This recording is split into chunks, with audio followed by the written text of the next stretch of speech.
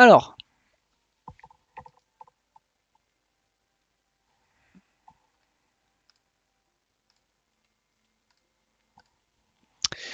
donc du coup, nous avons Cravate qui affronte Coriache. Coriache donc qui joue le monstre de Jigfrog et Cravate donc qui joue Calamax, The Stormsire. Alors qui est une nouvelle, un nouveau dinosaure, créature légendaire de Commander 2020. Dis donc qui fait que quand vous castez votre première éphémère, chaque tour, s'il est engagé, vous le copiez et à chaque fois que vous copiez un spell, et ben, vous mettez plus un sur Calamax. Donc c'est plutôt un jeu qui va vraiment partir sur les tours additionnels, vraiment du boui-boui, ce genre de choses. Et donc bon, on a le monstre Jigtrog, jeu combo très connu. Donc la partie a déjà bien commencé, le temps que je trouve les joueurs. Hop. Alors Coriace avec son monstre Jigtrog a donc 3 terrains, un Abrupt Decay en main. Là, il a posé un cycle land, un Abrupt Decay, un Silence Crying, Azusa, Insidious Dream et Maelstrom Pulse. De son côté, Cravate a plein d'elfes en jeu et un Sylvan Safekeeper pour protéger son Calamax. 2 landes, le Calamax en jeu. Donc il a dû quand même pas mal sacrifier ses terrains, j'ai l'impression. Non, il n'en a pas du tout encore sacrifié. Hop.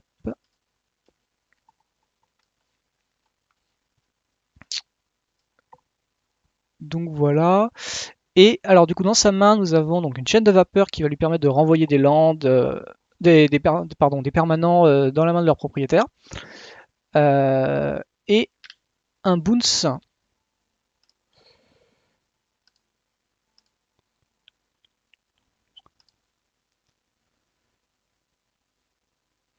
Coriace pose Base of It, beaucoup plus compliqué là maintenant parce qu'il pour l'instant Coriace Cravate n'a qu'une seule façon d'engager Calamax et c'est en attaquant et Maze of It va du coup dégager sa créature et du coup il pourra pas copier, profiter de la capacité de copie de Calamax. Après non, non land, du coup ça ne passera pas. Alors donc voilà, Mesophyte, il détape le Calamax. Il pioche un Crimson Zenith qui pourra lui faire chercher Dryade, je pense.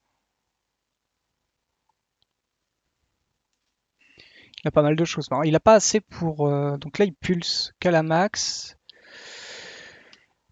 Alors, est-ce que il va bouncer? Il fait chaîne de vapeur?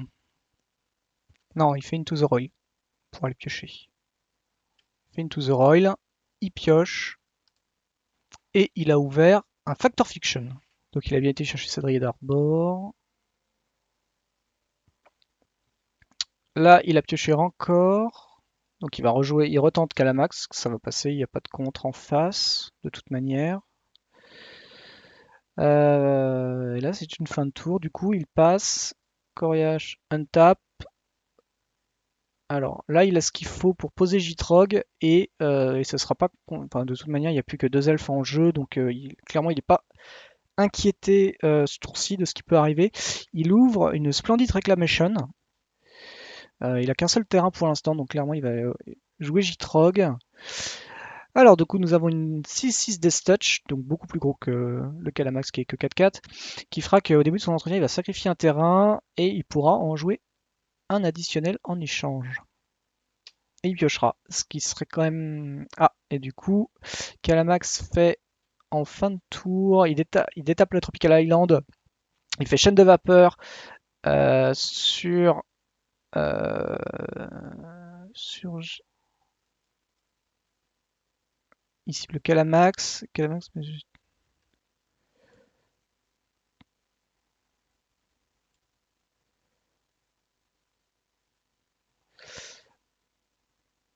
ok, donc voilà, donc il n'avait pas sacrifié la bête.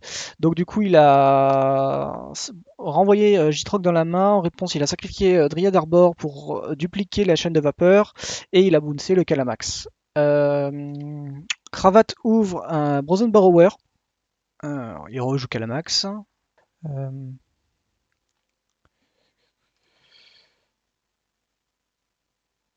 il s'est passé que Brazen Borrower a bouncé le Gitrog une nouvelle fois.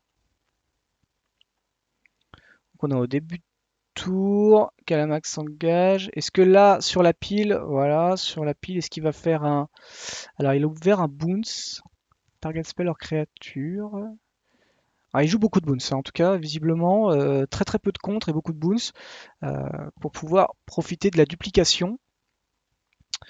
Là, il a mis Factor Fiction sur la pile. Alors, c'est assez joli. Du coup, il va pouvoir récupérer entre 5 et 10 cartes. Alors, premier spell, il ouvre un spell pierce, donc il a quand même quelques contres. La collision Colossus, donc qui infligera 6 blessures à une créature avec le vol et plus 4 plus 2 à une autre bête. Bon. Et 3 terrains, dont la Westland. Compliqué là par contre pour Coriage qui va perdre assurément son maze parce que je pense que peu importe la pile qu'il va faire, il va prendre Westland. Peut-être d'ailleurs il va peut-être faire une pile de 1 contre 1 pour 4 pour,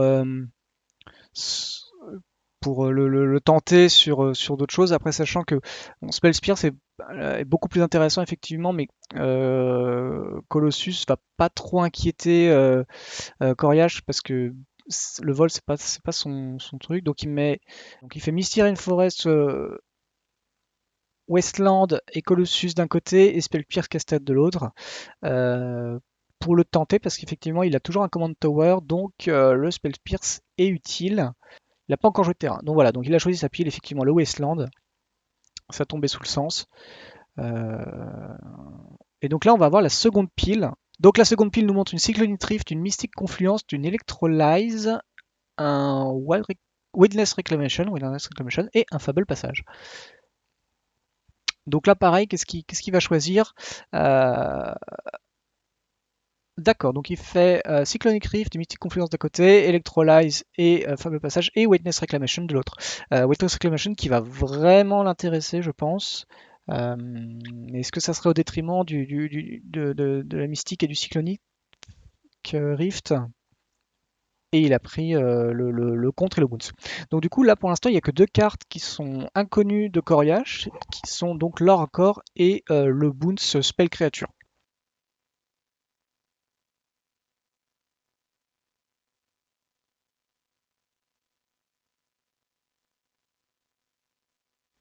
Un terrain qui va arriver engagé malheureusement avec 2 compteurs pour lui faire du double mana noir.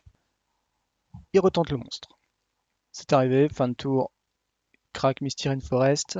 Il va chercher sans doute son Raveland. Le Triland peut-être, le nouveau Triland. Ah non, Volcanique. Jeu Volcanique, fin de tour. Et il joue le Brazen Borrower, d'accord.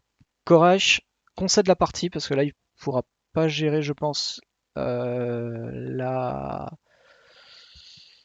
Wasteland. En plus, il a vu qu'il y avait le Cyclonic Rift, donc il va prendre les points de vie et ça va être compliqué. Alors, les deux joueurs ont gardé des mains à 6. Coraich a un Duress, une Evil Wide, Languished, vache très très bien pour Kalamax. En plus, il commence, donc il aura le monopole pour le faire. Et 3 terrains supplémentaires, dont Urborg. En face, on a 3 terrains, on a voilà, un Snap, un Deck Faiden, le Collision Colossus de tout à l'heure, et la Manamorphose. Alors, donc Stomping Grand Tape, fin de tour, Snow Covered, il pioche. Ah, c'est joli. Bonne Crusher Giant pour Cravate qui va sans doute juste poser son Volcanic Island fin de tour. Alors en main, Duress, donc là il lui révèle le snap, hein. Il va lui révéler le snap. Ah c'est sur la pile, il hésite. Ça passe. Il a ouvert Nostalgic Dream qui va lui permettre de renvoyer des cartes depuis son cimetière. Alors, il a posé il a posé Urborg, il fait Jitrog. Ça passe sur la pile. Prismatic Vista ouvert et posé pour Cravate au tour d'avant. C'est sur la pile, c'est passé. Et là, Donc, on a le snap. Il a ouvert un Wooded Foothill, il fait montagne, il joue Calamax. Est-ce qu'il joue Jitrog ou est-ce que je pense qu'il va quand même prendre peur, il va faire Languish. Ouais, voilà, pour 4, il fait Languish. Un tour. Encore un fetch, il le joue cette fois-ci. Il joue son fetch. Il passe le tour. Là, ça va être très difficile. Après, Koraich a vraiment pas grand-chose en main. Il a les rêves nostalgiques, mais comme ils doivent se défausser de cartes, il a, il a plus rien pour l'instant. Et son cimetière est peu fourni, donc il compte vraiment sur les draws du Jitrog pour obtenir la carte. Alors, il fait Bog Crusher Giant sur Koraich, je suppose. Oui, Koraich est passé de 20 à 18. Il passe à l'aventure et il va chercher le Triland. Le beau Triland. Pour 2 mana morphose, pardon. Il pioche Cryptic Command. Ah.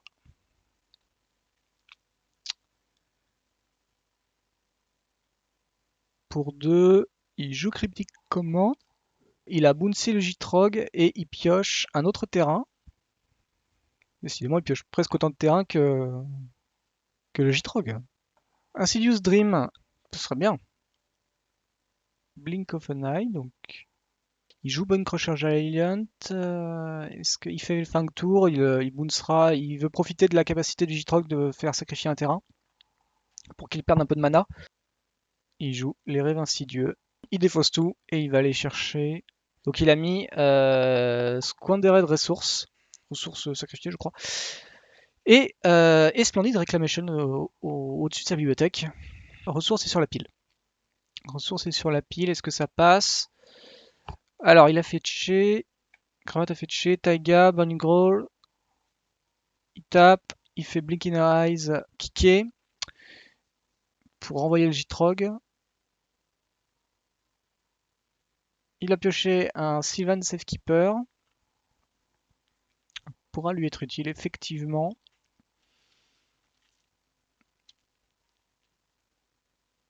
Alors, il est parti. Il sac 2 terrains, il ajoute 2 mana. Noir. Il rejoue Jitrog. Alors, qu'est-ce qu'il a fait? Il a sacrifié 3. Il lui reste un mana vert. Avec les deux, il va faire prévisible. Ah bah là, on a la Splendide. Life from the Loam, Crimson Zenith. Il a 3 mana verts, 1 mana noir. Ça va lui servir pour faire. Ah, ils vont arriver engagés, donc ça serait peut-être un coup dans l'eau. Ah non, parce qu'après, il peut refaire. Est-ce qu'il le fait? Il ajoute un autre mana noir avec son Raveland, il le sacrifie pour faire un autre mana noir, il pioche Terramorphomic Expanse, il le joue, il fetch.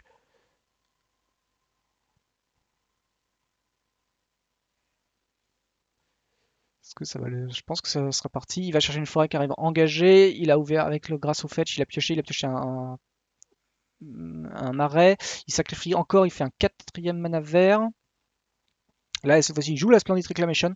Du coup, on verra pas la fin parce que Cravate concède la partie. Du coup, Courage garde une main à 5 et Cravate a gardé une main à 7. 6 pardon pour Courage qui a fait... non, non, une main à 5 pardon. Qui fait Snow Montagne. Qui a donc Hour of Promise dans sa main, une Pernicious Dean, Polydate Delta, World Shaper, un Merfolk 3-3 pour 4 qui va lui faire meuler le top 3 quand il attaque. Quand il mourra, il va renvoyer tous les terrains depuis son cimetière en jeu engagé. Et Rick Rose. Cravate qui a été cherché via son fetch le Triland. Il joue les Sions Royaux. Il a un Painland, un fetch. Le Arcane Signet qui va sans doute arriver ce tour-ci. Ah, on a perdu Cravate. Bon, il va sans doute revenir en attendant. Du coup, on va continuer. Il ouvre un Arcane Signet et il a un Factor Vision et un Command Tower. Donc il a 4 lands. Et ça va sans doute faire arriver. Et donc, du coup, on va avoir le général qui va arriver au tour suivant. Et il est de retour. Alors, Sylvan Safekeeper, il joue Command Tower, Arcane Signet. Du coup, fin de tour. Engagé. Ah, Sylvan Safekeeper, pardon. Du coup, Courage tour 2, Regrowth sur le Prismatic Vista. On y va, Expansion Explosion et Calamax est là. En plus, il y a le Sylvan Safekeeper, vraiment très très bonne draw pour Cravate qui a vraiment un backup. Bon là, il le sait pas, mais il est pas très inquiété. Il n'a pas à être inquiété pour l'instant. Donc Pernicious Dit, tour d'après, par contre, il le saura. Il a pioché Manamorphose qui fait les Sions Royaux, du coup. Alors, des arpenteurs qui font piocher discard, qui boostent une créature et qui pour l'ultimate pioche 4, colle autant que ce qu'il a le nombre de cartes dans la main à n'importe quelle cible. Bon. Alors, il donne donc plus de plus 0 et d'autres choses, mais il n'y a personne en face donc c'est pas très inquiétant. Donc 6-4 en attaque, il y va. Euh, Pendant qu'il est attaquant, avant la déclaration des bloqueurs, il joue Manamorphose, euh, du coup qui est copié, qui ajoute 4 mana, qui fait piocher 2 cartes surtout, et il ouvre Brazen Borrower et Collision Colossus. Alors, c'est dommage parce qu'il l'aurait eu sur l'autre, il l'aurait eu sur la première duplication et il le faisait plus 8 avec un compteur en plus 9. Là, ça aurait été très très très violent. Ça lui faisait 15 de dégâts, donc il passait à 4 au tour 5. Au tour 4, pardon. Ça aurait été fort. C'est très bien parce que du coup, le Brazen Borrower n'a qu'une cible et ne rattrape pas son trigger et du coup, il part vraiment. Il part à l'aventure au lieu d'aller dans le cimetière.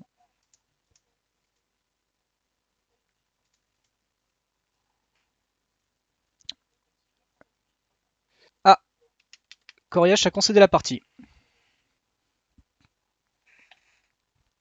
Donc Zov qui nous joue donc Jirin Akudro et en face on voit Rhino Jockey avec Rankle. Il a fini Mulligana 6 qui joue Wayfarrell tour 1.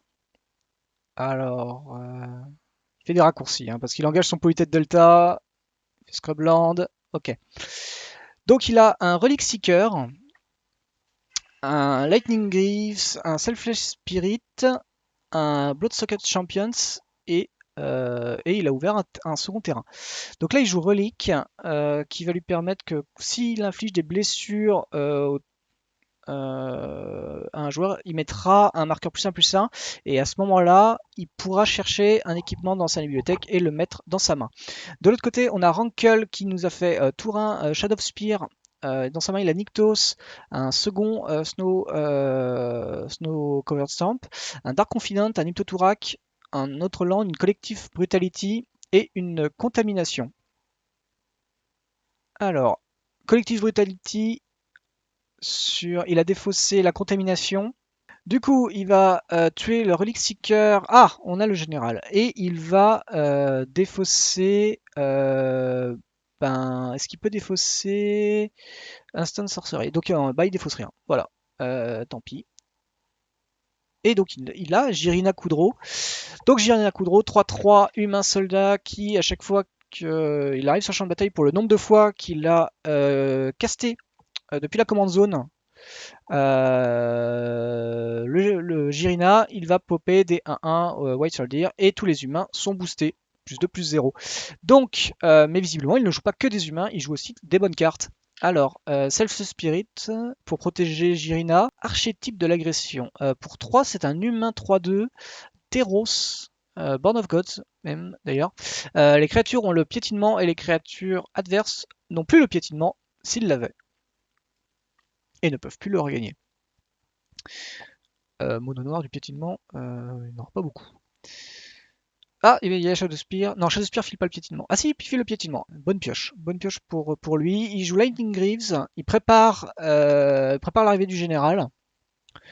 Dark Confident, je pense qu'il va quand même attaquer. Juste avec le Selfless. Non, le Bloodsucker. Pardon. Il attaque avec le Bloodsucker et le Selfless. Rhino Jockey prend 4, passe à 15. Fin de tour.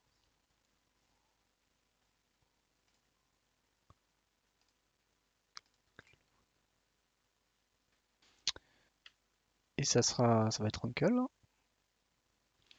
Il hésite, il se dit est-ce qu'il a un Pass to Exile ou un Sword to Puncher en main? Il a équipé le Lightning Greave pardon sur le Wayfire, le Witherer Wayfire. Alors non, en fait finalement pour 2, il choisit plutôt d'équiper le Dark Confidant avec le Shadow Spear pour lui faire 3-2 lifelink du coup. Trample pour l'instant. Pour 2 de plus, il fait Hymn to Turak, et donc là il lui défausse l'archétype de l'agression. Donc il gardera son piétinement. Il attaque. 3-2, Zov va sans doute prendre, il prend, il passe à 16. On fera une fin de tour. Hein.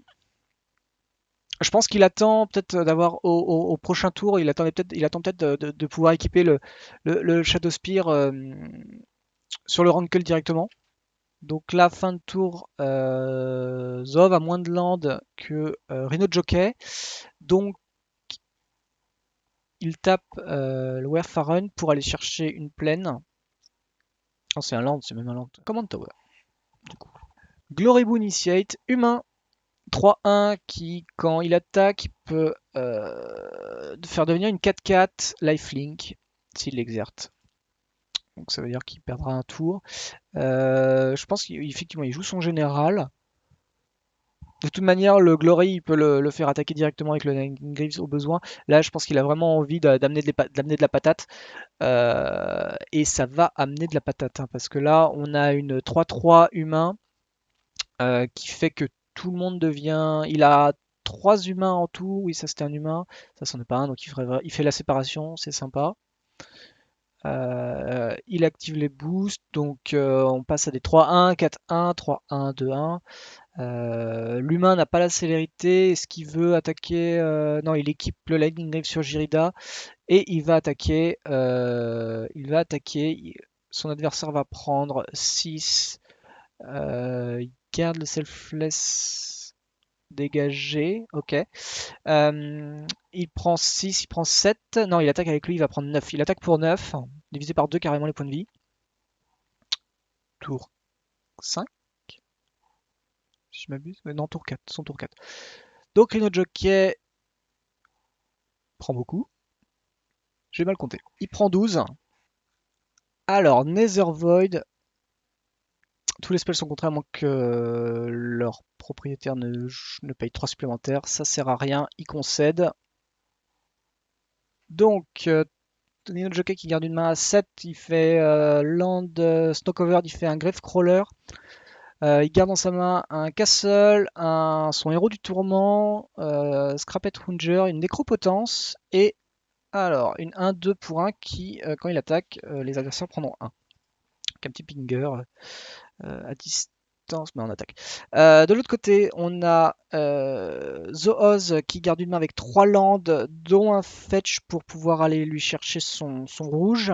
Cavern of Souls, Tomic. Le Glory Bounder de la dernière fois, Judith, très très bien dans son paquet. La Thalia, donc il a fait T2 Thalia, il a ouvert un Giver of Rune.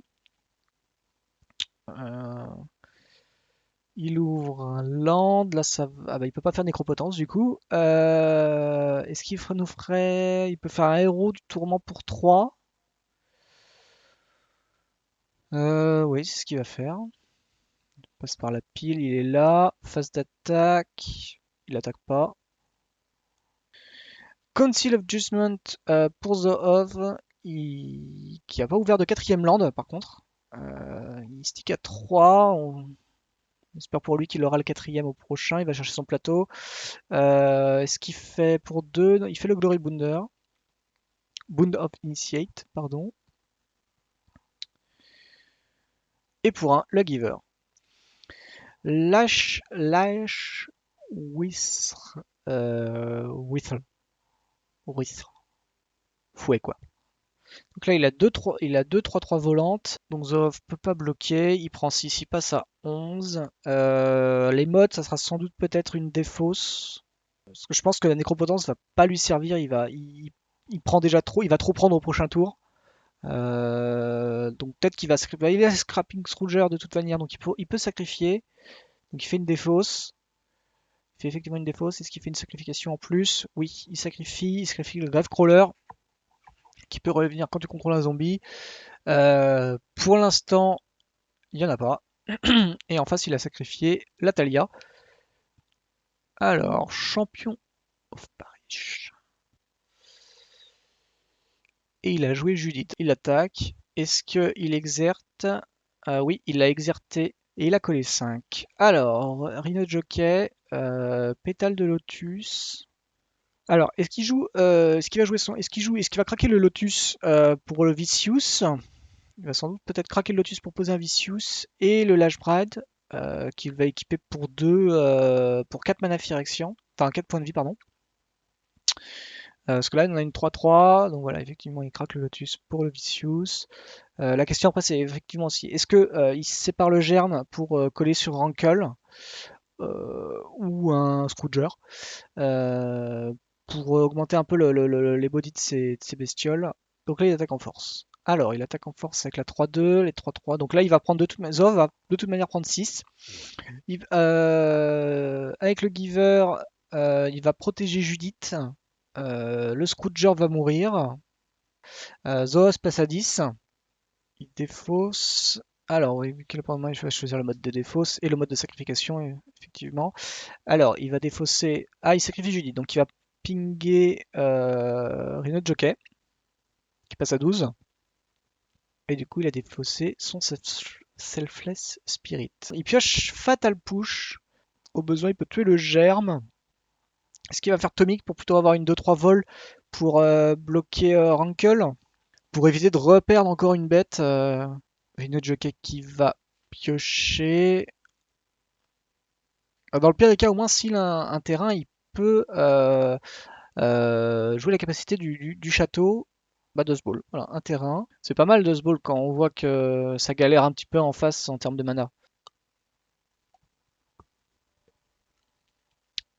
Giver, pro noir sur Tomic, qui va bloquer le Rankle pour éviter de perdre encore plus de bêtes. Il prend 3, il passe à 6. Un terrain. Fetch passera. Est-ce qu'il passe à 5? Non, il fatal.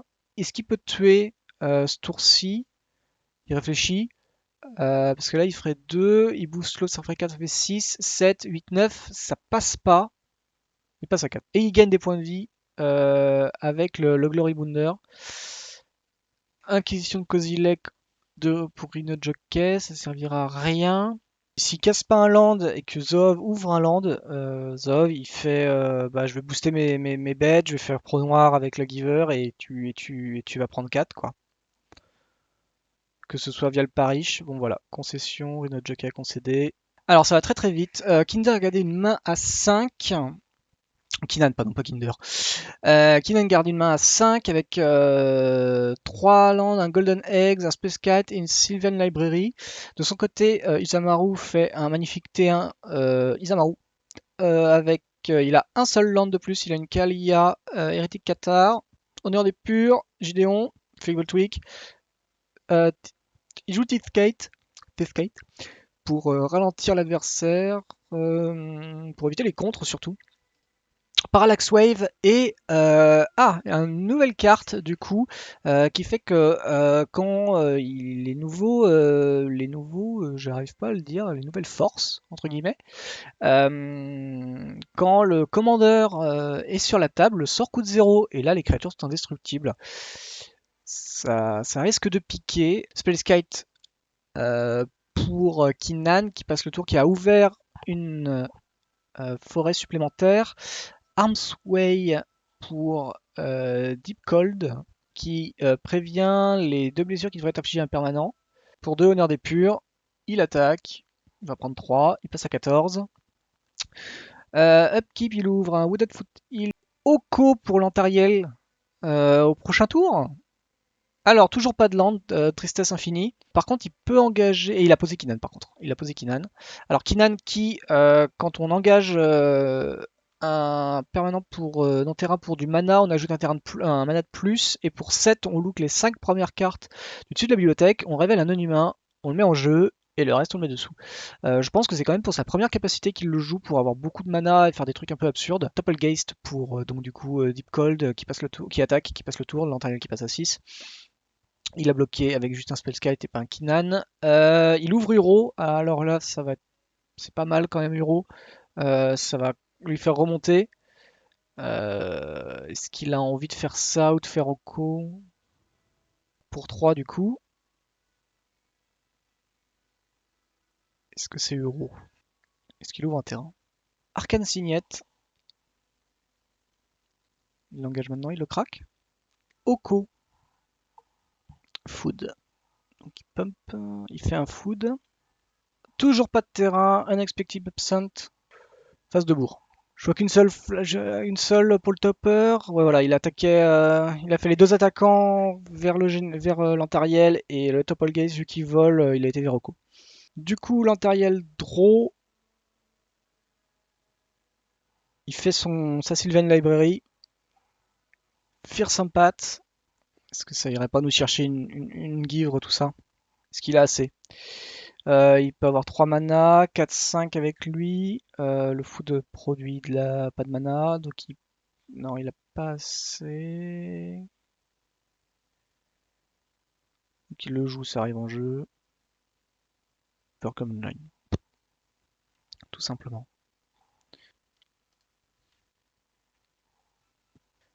Alors, phase d'attaque toujours.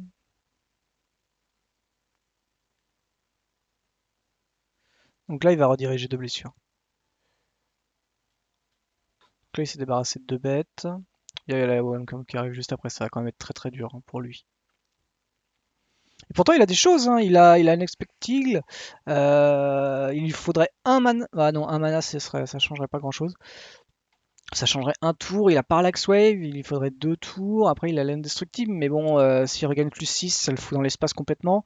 Le Fleetwick, le Flicker Wisp, pardon. Flicker Wisp qui Blink. Blink, ça lui servirait pas à grand chose, à part pour lui, ça pas le flash du tout. Guion qui ferait pas grand chose non plus. Alors, il a ouvert un tambour de saute feuille.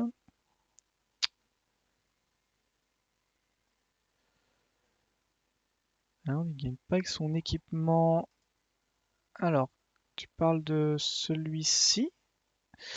Ah là, il a le land du coup. Donc là, il joue l'équipement, effectivement. Plus 3, plus 2. C'est le truc. Et il a gagné, effectivement. Ils sont en train de mulliganer. Ça sera sans doute gardé pour Deep Cold, qui a deux plaines, un Mox, le Topplegeist, une Stoneforge Mystique. Ah, donc là, une autre force, du coup.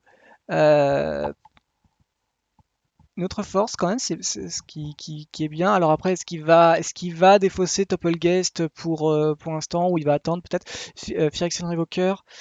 Euh, L'Antariel qui garde une main à 6 avec 3 landes, un Findorn Elf, un Trinket Mage et toujours la Sylvan Library. JT Umezawa, il y a pas mal de choses là qu'on voit. Il y a Moxamber qui arrive, il y a Isamaru, il fait Topplegeist. Est-ce qu'il va Topplegeist? Oui, il Topplegeist, il engage le Finord, ça ne sert à rien. Et là, il pose Biland, Fetch pardon, vers un Biland sans doute. Non, un land de base. Il joue Kinan et il fait Sylvan Library. Mind Sensor, heureusement qu'il y a le Mox parce que toujours pas de terrain. Après, on a vu que tout à l'heure, 3 mana ça suffisait pour gagner. Mind Sensor, ça serait bien peut-être, mais bon, est-ce qu'il a envie? Non, est-ce qu'il peut le faire en flash? Ah, ça a le flash, il peut le faire en réponse. Il a pris il a pris les 5. On passe à 15. Phyrexian Revoker qui cible Findorn Elf. Urza, Cyclonic Rift pour l'Antariel. Urza, ça produit du mana. Est-ce que ça marche? Je pense que ça marche. Il se débarrasse de son Mind Sensor, du coup. On était en fin du tour de l'Antariel. Là, il a dit coucou, je joue ça. Coucou, je joue aussi JT. Coucou, j'équipe sur le Topplegate. Et coucou, je t'attaque et je te mets 2. Je te mets peut-être même un peu plus. Ah, réponse Cyclonic Rift. Sur le Topolgeist.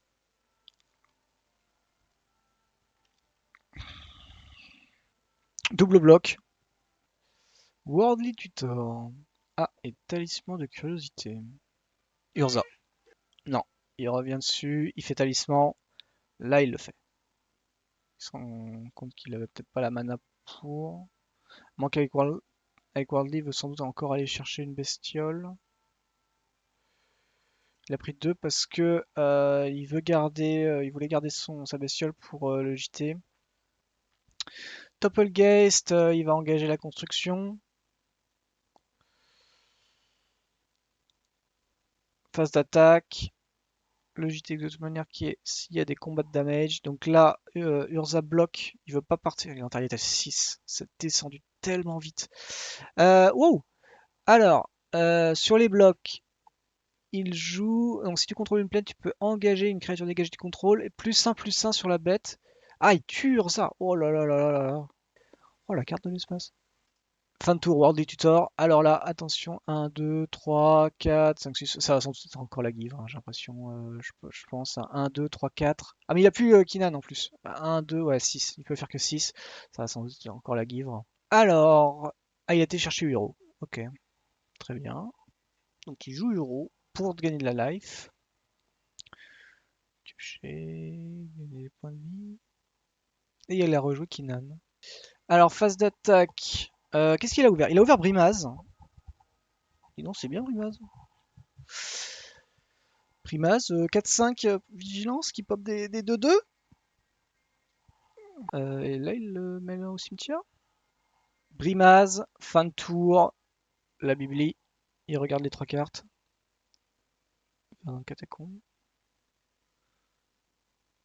Pourquoi? Pour Uro, pardon. Il fait Uro.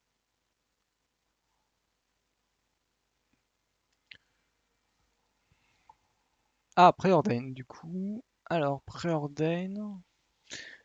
Il a regardé les 3 cartes du dessus, il a stoppé. Ça lui plaît toujours, visiblement. Hein. Kylian coûte 6. Est-ce qu'il attaque? Alors, Uro. Piocher. Donc là, il sait en plus ce qu'il a. Donc il sait qu'il a des terrains. Qu'il les joue, il les pose.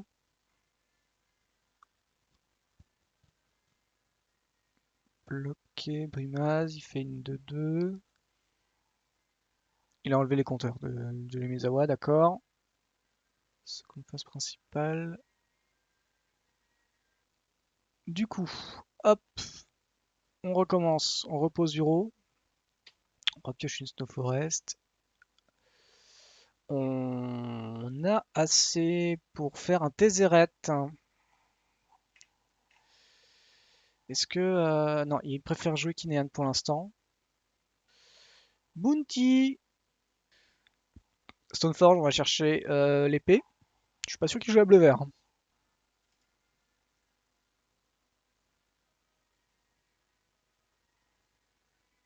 Du coup, il a pioché et défaussé le Armsway. Il joue Bounty. C'est chaud là par contre, Smuggler, pour l'Antariel. Sachant que là, il a pas de fetch, il peut pas remélanger si ça lui convient pas. Au mieux, il peut ramener rien du tout, parce que Urza n'est pas un artefact. Non. Spellskite, Spellskite. Bah là, il a trouvé Basalt. Donc là, il fait mana infini.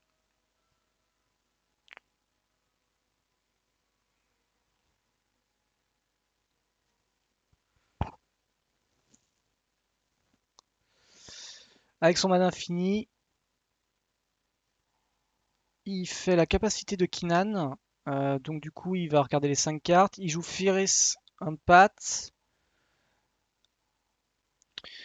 Il joue Emrakul.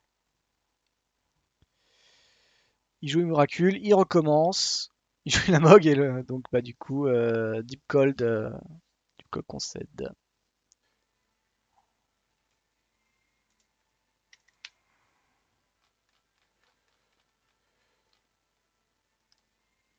On est tour 2 pour Kinan. qui joue Survival of the Fittest. Il passe le tour. On fait le tour 2 de Deep Roll qui a la moitié de sa main en jeu. Il a joué, il a inversé. Il a changé son commandant. Il a pris Talia, Heretic Qatar à la place de Isamaru pour pouvoir ralentir l'explosion de mana que son adversaire a fait. Pardon. Donc il a fait tour 1 Kiseon, il a fait Eranjo avec Vox d'Ambre, et il a fait Kiseon et Giver of Rune. Là, son adversaire a fait Kinan. Là, il a fait. Je dois rater une étape. Donc, nouvelle carte, Fight as One, +1/+1, destructible pour un non-humain et pour un humain. Du coup, ça tombe bien. Il avait les deux parce que la Giver est un corps et pas un humain. Et donc, du coup, il bourre. L'intérieur passe à 12. C'est ultra violent. C'est ultra violent. Tu fermes les yeux 2 secondes et t'as tout raté.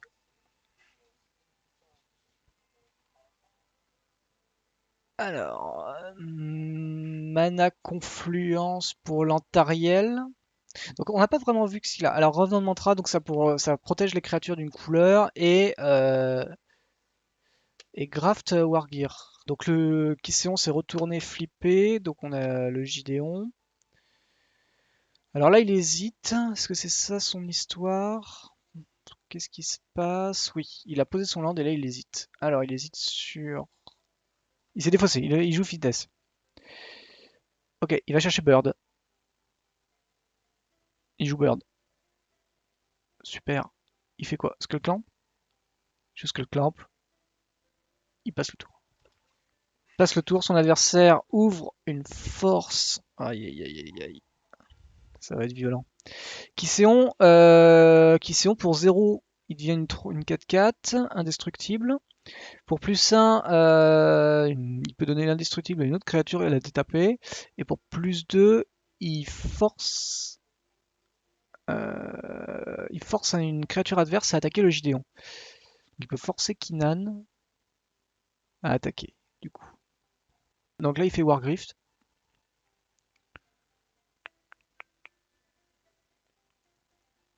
Sur le petit taker, ouais.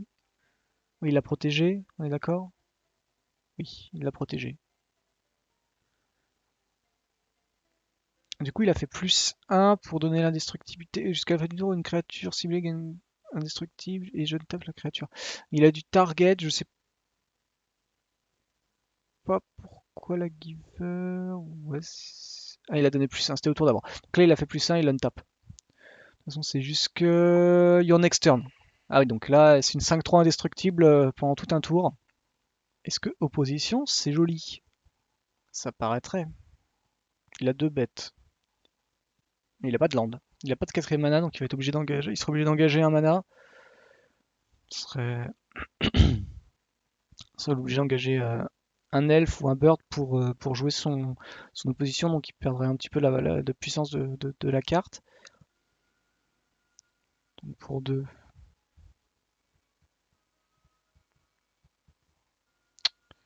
Pour 2, il équipe le Skullclank qui garde un mana vert. Il ouvre 2 terrains. Non, pardon, un terrain et un signette. Pour l'autre terrain, il sacrifie et il joue Transmute Artefact. Et il pioche Transmute Artefact, pardon. L'Antariel concède. Bah voilà. Euh, Kinan, c'est sans doute très fort, mais pas contre Mono Blanc. On se retrouve pour du duel Commander la semaine prochaine, je pense. C'est tout pour ce soir. C'était Ragun de la Team Chronicles. Portez-vous bien et à bientôt.